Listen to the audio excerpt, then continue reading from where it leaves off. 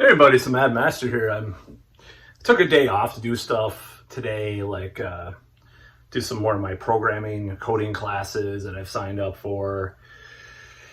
Mix of a new song, or new mix of an old song, as well as doing general cleaning and stuff. So just a lot of different stuff I've been working on. It's kind of becoming kind of a chore, so I decided to take a break and do this video. So this one, I don't think I ever did a video about this, but I could be wrong.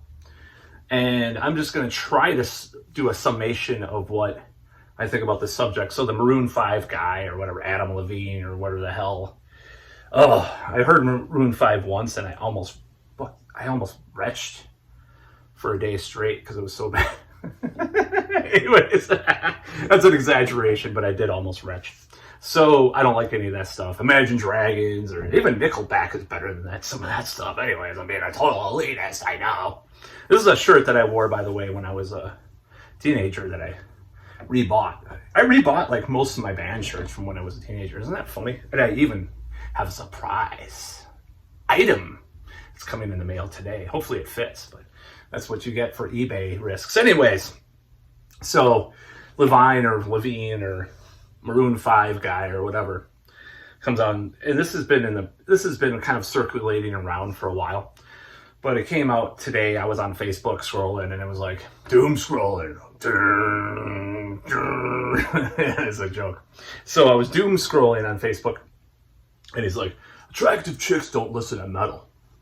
And first of all, Maroon 5 is about 5,000 light years from what I'd call metal, so I don't know why he has to speak up about that. But nevertheless, this is what I think about attractive women don't listen to metal. Now, in the 70s, like progressive rock and really hard rock, maybe like Black Sabbath, that was mainly a teenage boy kind of band. And then there were girls in the rounds, so to speak, not pun intended for the groupie, people talk about groupies. But Led Zeppelin, Kiss, they did listen to some harder rock, but metal, And in the 80s, what happened? Hair metal, thrash. The boyfriend listened to thrash, the girl listened to hair metal.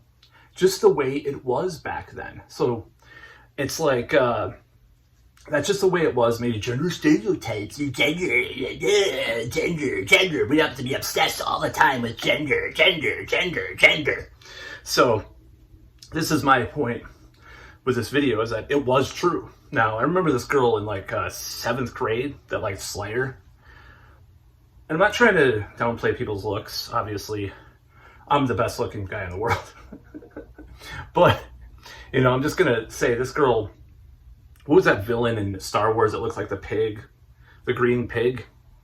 I mean, she kind of looked like that. She listened to Slayer. She cut herself. This was middle school. This wasn't even high school when you're supposed to do that kind of stuff. Anyway, self-harm, trigger warning.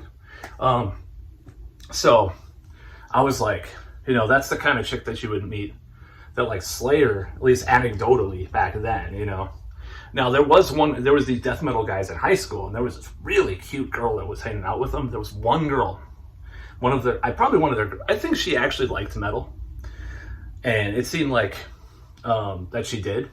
So this, it kind of was a historical cliche that attractive women don't like metal.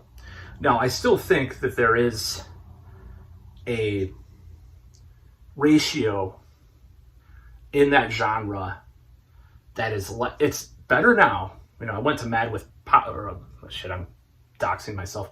I went to a power metal festival recently, and they were pretty nerdy kind of girls. They weren't like super, the types of, okay, so it's a lot of cultural things. It's a lot of societal things. It's like a girl that's like hot in a traditional way, like cares about a lot of that stuff, is not going to be your average Blind Guardian fan, for example. They're not going to focus on that kind of thing.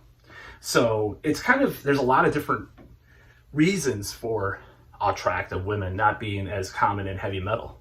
There's a lot of different reasons. Historically, like I said, it was like, even in the 90s, there was this girl that I knew that I really regret not going on this possible polyamorous date with. And she was mad at me too. I turned her down because I think she had a boyfriend, but she was like into me, or maybe there was a girl she was introduced to me. But she was cute. She like Cradle of Filth, Demu Borger, and like Typo Negative. Okay. And then, you didn't meet someone into like Nun Slaughter, a girl into Nun Slaughter or something like that. It's just or like, I'm doing all these J-Dog bands in my head. Your average girl was, maybe Emperor, in Europe, maybe more, not in America. They like, but that's just generally people in America like shittier music, or not shittier music, but like more commercial versions of that stuff. Because I like some of those bands now. So, yeah. It just kind of was one of those things, and it's still one of those things probably to a lesser extent, but it still is. I see a lot more hot women at shows now than I used to. A lot more women.